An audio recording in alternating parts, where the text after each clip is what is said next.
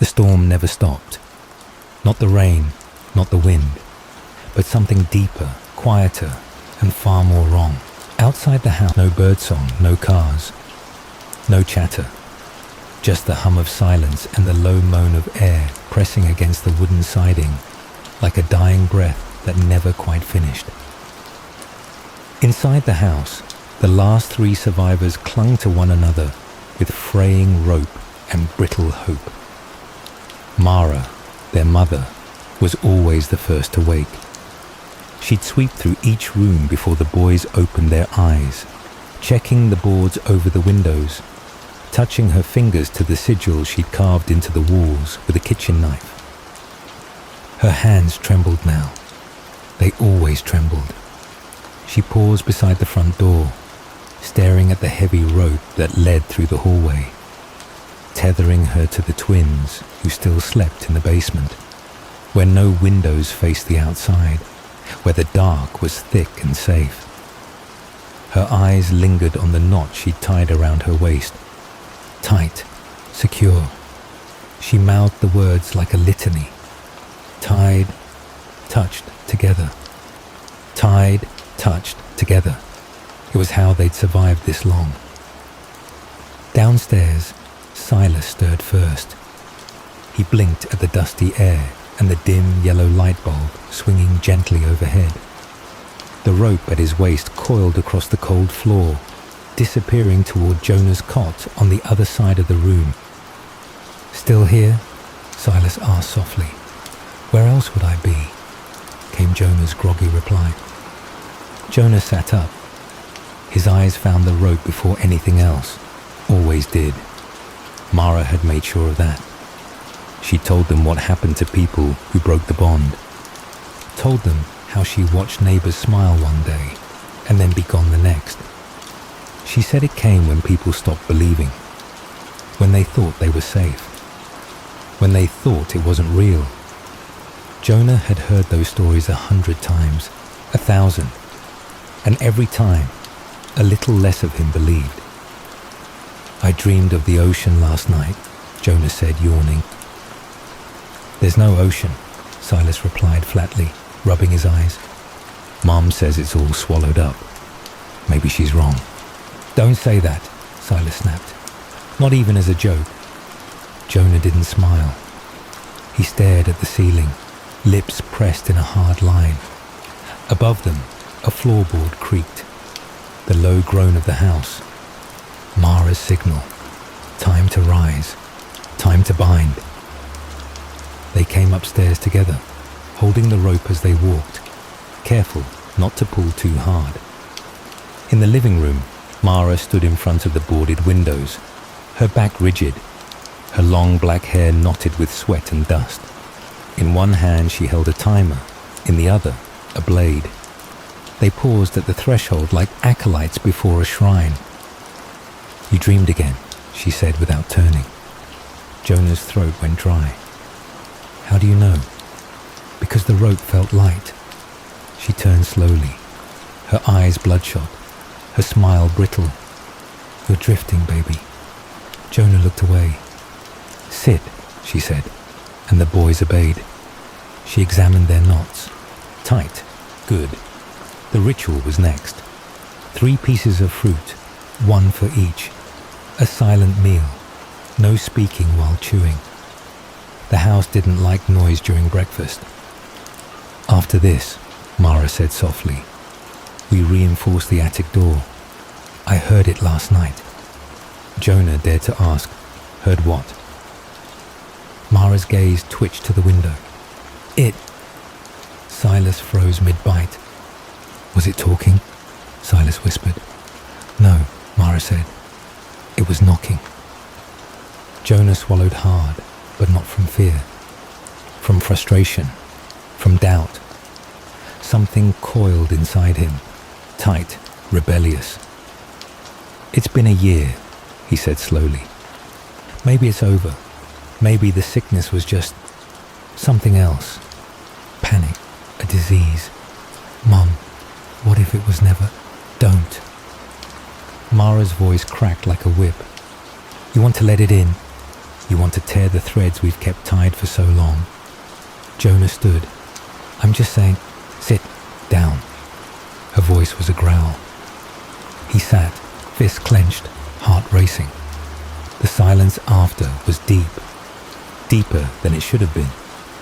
No ticking from the clock, no drip from the sink. Even the wind had stilled. Mara stood. Her hands shook, but her eyes were fierce. I need you both to listen to me. They nodded.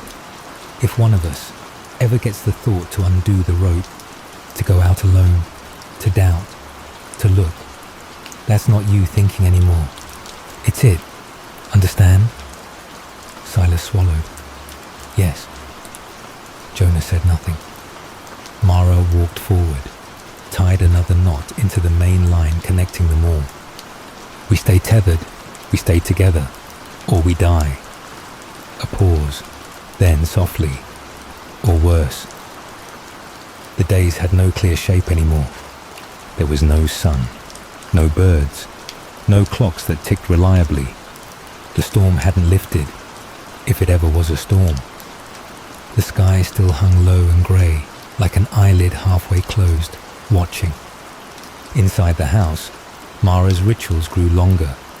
The rope was checked every hour. Knots were retied with trembling fingers. The wards, etched with knives and marked with blood, spread from the door frames to the floorboards, to the ceilings, until the house looked more like a mausoleum of madness than a home. But still, the evil didn't come. And Jonah began to wonder if it ever had. It started with a whisper, not from the thing, not from the sky, from within. A single question that looped through Jonah's head as he lay at night, staring at the concrete ceiling of the basement. What if she's sick? He didn't want to believe it, but he'd read the books before the internet died. The stories of mass delusion, shared psychosis, fear as infection. What if the real disease was Mara's belief? And what if they'd caught it from her? He started watching. While Mara prayed to the corners of the house, while Silas recited the mantra at her feet, Jonah slipped glances through the boarded slats. There were people out there. He saw a figure once, walking alone through the trees.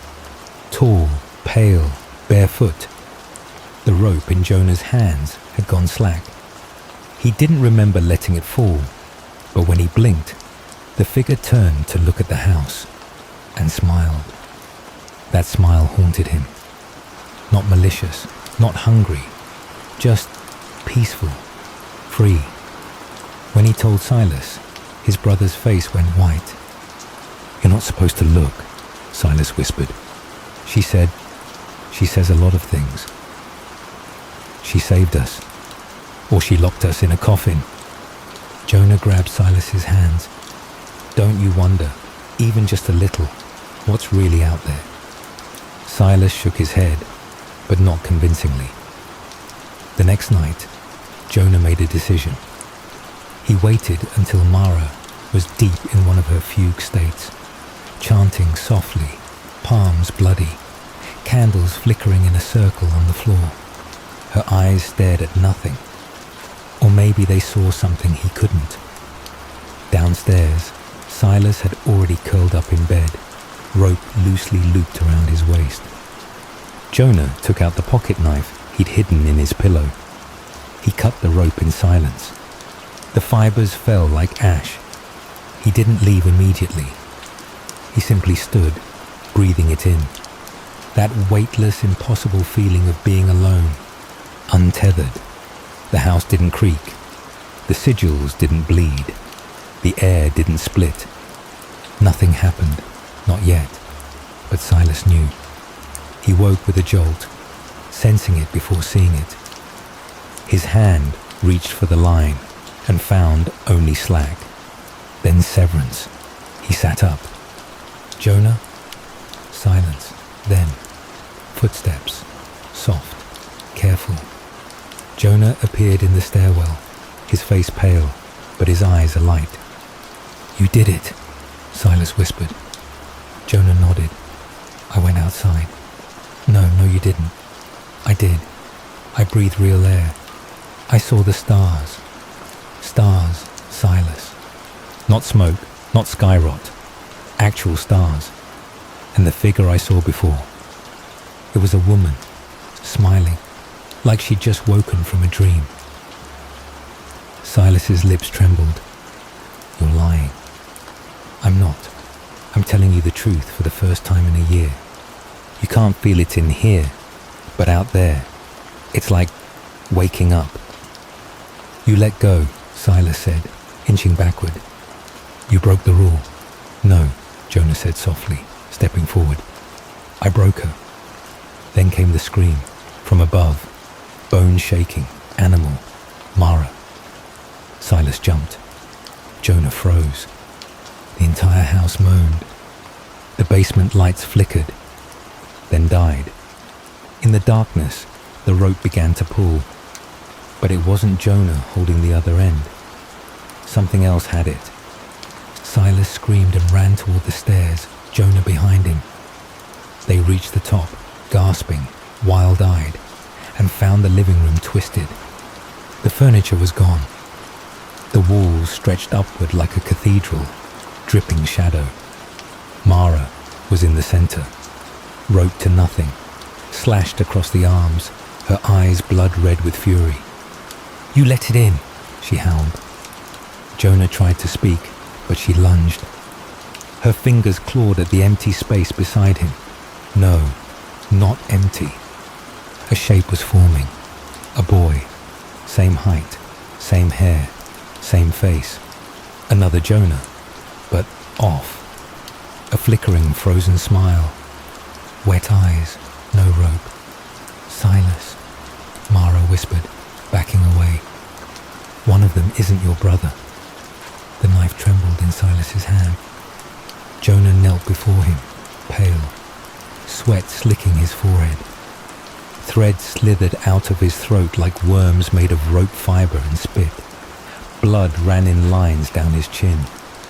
His body spasmed with the strain of keeping something in, something writhing just beneath the skin, begging to come out. Do it, Jonah whispered. Please. Silas couldn't breathe. His lungs were filled with grief, his mind fractured by the decision that should never fall on a child. The basement pulsed, the air thick with heat and decay. The walls wept black fluid, and the light overhead flickered, illuminating Jonah's face, no longer entirely his own. Half of it was off, sinking, shifting.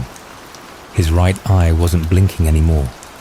It stared, glassy and endless, as if the evil inside had found a peephole to the world. Jonah's voice cracked again, this time less human. If you love me. Silas gritted his teeth, closed his eyes, struck. The knife plunged deep. Jonah gasped, and the thread recoiled from his mouth with a violent hiss, as if something ancient had been forced out mid-birth. The rope around his waist coiled up like a snake and burned away into black ash. He fell backward, blood pumping from his gut. Silas dropped to his knees, sobbing, trying to hold him. But Jonah's hand had already gone cold. He was still, entirely still, and whatever had lived inside him wasn't. Silas sat alone for what felt like hours. The knife fell beside him with a dull clink. The basement light flickered again. Then it stopped. Not the bulb, time. The room froze. The air stopped moving. A silence deeper than death settled over the house, and from the top of the stairs came the sound of bare feet. One step, then another. Silas looked up. His heart no longer beat fast. It simply thudded in surrender. A silhouette appeared at the top of the steps. Jonah, but not bleeding, not dying, smiling, calm, untethered. He spoke in a voice that wasn't his own. You chose. Silas stood slowly, rope dragging uselessly behind him. "You're not him." "No," the figure said gently, taking a step forward. "But I'm all that's left." Behind it, more footsteps. Many. More figures. Faces familiar and wrong. Mara. Jonah again. Himself. All of them with 2 wide smiles and quiet, patient eyes. "You kept the bond," the first one said. "But he broke it.